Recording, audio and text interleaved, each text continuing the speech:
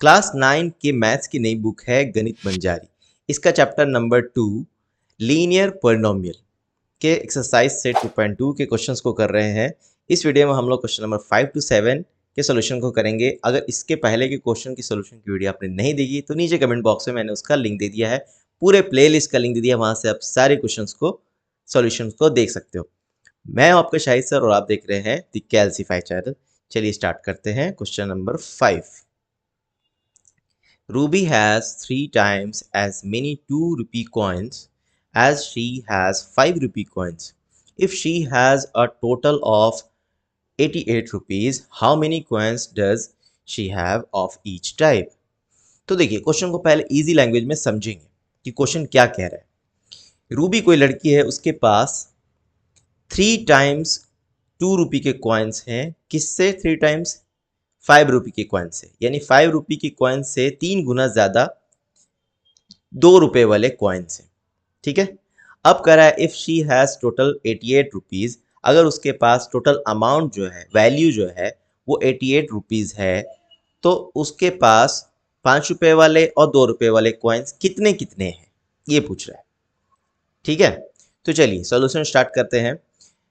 देखिए ऐसे क्वेश्चंस में ना मैं हमेशा बताता हूँ कि एज्यूम करना होता है। तो किस चीज़ को एज्यूम करेंगे? यहाँ पे हमारे पास 2 रुपए वाले भी कॉइन है, 5 रुपए वाले भी कॉइन है, और उन दोनों का नंबर क्वांटिटी हमें बताना है। ठीक है, तो जो सबसे छोटा होता है ना उसको हम एक्स एज्यूम कर लेते हैं। तो आप यहाँ पे देख सकते हो कि 5 रुपी की कॉइन्स कम है और इससे 3 गुना ज़्यादा है 2 rupee coins. 3 times as many 2 rupee coins कह रहा है ना। तो 5 रुपी वाली कॉइन्स कम है, तो जो कम होते हैं ना उसी को हम एक्स एज्यूम कर लेते हैं। ठीक है, चलिए यही कॉन्सेप्ट सारे क्वेश्चंस में यूज करेंगे। Let the number of 5 rupee coins be x. ठीक है, 5 रुपी कॉइन्स को हमने एक्स मान लिया। कितने हैं? एक्स हैं। ठीक है, तो ऑब्वियसली 2 रुपए वाले कॉइन कितने हो जाएंगे? 3 टाइम्स यानी 3x। ठीक है, अब चलिए, अब आती है अमाउंट की बात यानी वैल्यू। अब 5 रुपी कॉइन्स और 2 रुपी कॉइन्स दोनों को मिला करके जो वैल्यू बन रहा है वो 88 रुपीज़ है। ठीक है, तो टोटल वैल्यू ऑफ कॉइन्स, इसको कैसे लिखेंगे? तो इसको पहले ऐसे समझ लेते हैं एक एग्जांपल से। सपोज करो कि मेरे पास 2 रुपये वाले कॉइन्स हैं, 8 कॉइन्स हैं। 2 रुपये वाले कॉइन्स हैं, कितने हैं? 8 कॉइन्स हैं। ठीक है, अभी मैं अगर आपसे पूछूं कि मेरे पास टोटल वैल्यू यानी टोटल मनी कितनी है, 2 रुपये वाले कॉइन्स 8 हैं, तो उसका वैल्यू क्या हुआ? 2 को आप 8 से मल्टीप्लाई करोगे यानी 16 रुपीज़, है ना। यानी कि 8 जो टोटल नंबर ऑफ कॉइन्स है उसमें आपने किस चीज़ से मल्टीप्लाई किया? 2 से। क्यों? क्योंकि 2 रुपये वाले कॉइन्स थे हमारे पास। ठीक है, तो उसी तरीके से यहाँ पे जो 88 रुपीज़ है ना इस क्वेश्चन में, वो हमारा वैल्यू है। ठीक है, तो उसको कैसे लिखेंगे? 2 मल्टीप्लाई 3x, क्योंकि 2 रुपये वाले कॉइन्स कितने हैं? 3x, ये नंबर है। 2 रुपये वाले कॉइन कितने हैं? 3x है। तो उसमें उसका वैल्यू फाइंड करने के लिए 2 से मल्टीप्लाई करना होगा, क्योंकि 2 रुपये वाले कॉइन्स हैं। ठीक है, जैसे मैंने कि एग्जाम्पल में बताया, उस तरीके से 5 रुपये वाले कॉइन्स 5 हैं, तो उसका उसमें वैल्यू फाइंड करने के लिए यानी कि मनी कितना हुआ, 5 से मल्टीप्लाई करेंगे, क्योंकि ये जो x है ना ये 5 रुपीज़ वाले 5 रुपये वाले सिक्के हैं कॉइन से, तो 5 से हमने मल्टीप्लाई कर दी। ठीक है, ये वैल्यू कितना है? 88 रुपीज़ के इक्वल्स टू 88 रुपीज़। बस इसको सॉल्व कर लेंगे और x का वैल्यू फाइंड कर लेंगे, बहुत ईजी। चलिए, तो 2 मल्टीप्लाई 3x हो जाएगा 6x, और ये 5 multiply x 5x equals to 88। इसको सॉल्व करेंगे, 11x इक्वल्स टू 88। x हमारा आ जाएगा 88 बाई 11 यानी कि 8। x क्या हमने अज्यूम किया था? x हमने अज्यूम किया था 5 रुपये वाले कॉइन्स। कितने आ गए? 8। 5 रुपये वाले कॉइन्स कितने हैं हमारे? 8। इसी तरीके से 2 रुपये वाले कॉइन्स, उसका 3 टाइम्स है, 3 गुना ज़्यादा है, तो वो कितने हो जाएंगे? 8 मल्टीप्लाई 3 यानी 24। 2 रुपये वाले कॉइन्स कितने हो गए? 24। सो लास्ट में एक स्टेटमेंट लिख देंगे, hence Ruby has 8 5 rupee coins and 24 2 rupee coins. Ruby के पास 8 5 रुपए वाले सिक्के हैं और 24 पीस 2 रुपए वाले 2 रुपए वाले सिक्के हैं। I hope it is clear. अगर क्लियर नहीं हुआ है तो आप इसको फिर से देख सकते हो रिवर्स करके, ठीक है, बैक जा करके देख सकते हो। और फिर भी कोई डाउट होता है तो कमेंट बॉक्स में आप कमेंट करिए, मैं रिप्लाई करूंगा। कमेंट बॉक्स में मैंने अपने ग्रुप का भी लिंक दे दिया है, टेलीग्राम और व्हाट्सएप ग्रुप का, वहां से भी आप ग्रुप को ज्वाइन करो और जो भी डाउट होता है वहां से आप पूछ सकते हो। चलिए नेक्स्ट क्वेश्चन लेते हैं, question number 6। A farmer cuts a 300 feet fence into 2 pieces of different sizes. The longer piece is 4 times as long as the shorter piece. How long are the 2 pieces? तो देखिए question क्या कह रहा है, पहले इसको इजी लैंग्वेज में समझेंगे। अगेन देखिए, मैं जब भी पढ़ाता हूँ ना तो पहले क्वेश्चन को इजी लैंग्वेज में समझाता हूँ। क्वेश्चन आपको समझ में आ जाएगा ना तो 50% क्वेश्चन सॉल्व हो जाता है, ठीक है। क्वेश्चन को पहले समझना है, समझ के करना है। ओके चलो, तो कह रहा है कि एक फार्मर है, उसने 300 फीट फेंस, फेंस मतलब कि जाली जिससे हम घेरते हैं गार्डन को, है ना। तो 300 फीट फेंस को 2 पीस में उसने कट किया। दोनों पीस डिफरेंट साइज के, सेम साइज के नहीं, अलग अलग साइज के। तो ऑब्वियसली एक लॉन्गर पीस होगा और एक शॉर्टर पीस होगा। तो लॉन्गर पीस जो है ना वो 4 टाइम्स है as long as a shorter piece, shorter piece से 4 गुना ज्यादा है। तो कह रहा है how long are the 2 pieces, तो दोनों पीसेस का फीट में आप लेंथ बताइए, ये पूछ रहा है, ठीक है। तो अगेन इस क्वेश्चन में भी हमें एज्यूम करना है, जिस चीज को फाइंड करना होता है वो हमें एज्यूम करना होता है, एक्स एज्यूम करते हैं, ठीक है। तो एक लॉन्गर पीस है और एक शॉर्टर पीस है, दोनों में से किसको एक्स एज्यूम करेंगे? शॉर्टर को, ठीक है।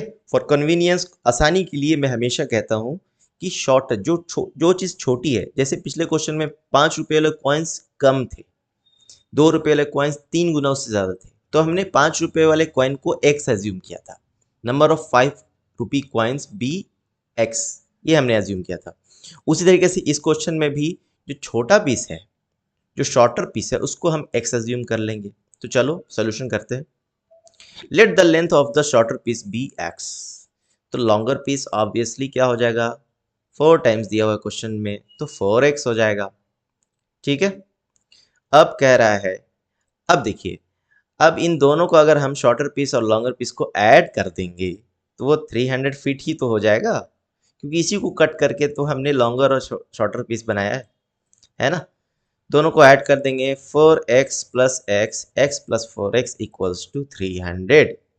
यहाँ से सॉल्व करेंगे, x प्लस 4x हो जाएगा 5x इक्वल्स टू 300, और x इक्वल्स टू 300/5, डिवाइड करेंगे 300 को 5 से तो आएगा 60। x क्या है हमारा, शॉर्टर पीस, 60 फीट हमारा आ गया शॉर्टर पीस। तो लॉन्गर पीस क्या हो जाएगा, 4 टाइम्स 4x, यानी कि 60 multiply 4 that is 240 feet long, ठीक है। शॉर्टर पीस है हमारा 60 फीट लॉन्ग, शॉर्टर पीस है हमारा 240 feet long. Okay, I hope it is clear. Clear हो रहा है तो प्लीज़ चैनल को सब्सक्राइब कर दो और वीडियो को लाइक एंड शेयर कर दो, अपने ग्रुप्स में शेयर करना मत भूलना। चलो नेक्स्ट क्वेश्चन लेते हैं, question 7। If the length of a rectangle is 3 more than twice its width and its perimeter is 24 centimeter, what are the dimensions of the rectangle? Again question को पहले आसान लैंग्वेज में समझेंगे। कह रहा है कि लेंथ ऑफ रेक्टेंगल, रेक्टेंगल जो है उसका length 3 more than the twice of its width, यानी विड्थ के ट्वाइस से 3 ज्यादा है। विड्थ का ट्वाइस यानी डबल, विड्थ का डबल से भी 3 ज्यादा है क्या, length of the rectangle, rectangle का लेंथ विड्थ के डबल से 3 ज्यादा है। और रेक्टेंगल का पेरीमीटर भी दिया हुआ है, तो हमें क्या फाइंड करना है, dimensions of the rectangle. Dimension का मतलब होता है लेंथ एंड विड्थ, हमें फाइंड करना है रेक्टेंगल का। चलिए सॉल्यूशन करेंगे। चलिए इसमें भी देखिए, अगेन यहाँ भी हमें अज्यूम करना है, एक्स अज्यूम करना होगा किसी चीज को, तो किस चीज को एक्स अज्यूम करेंगे, x एज्यूम करेंगे या विड्थ को हम w भी रख सकते हैं। ठीक है, तो जो भी एज्यूम करना है वो किस चीज़ को एज्यूम करेंगे, जो चीज़ छोटा होगा। क्या लगता है, लेंथ जो है वो विड्थ का डबल का से भी 3 ज़्यादा है, यानी विड्थ हमारा छोटा है। ठीक है, तो let the width of the rectangle be x। Width को हमने x एज्यूम कर लिया, तो लेंथ क्या हो जाएगा 2x प्लस 3, डबल से 3 ज़्यादा। ठीक है, कह रहा ना three more than the twice of its width. तो ये हो गया हमारा लेंथ।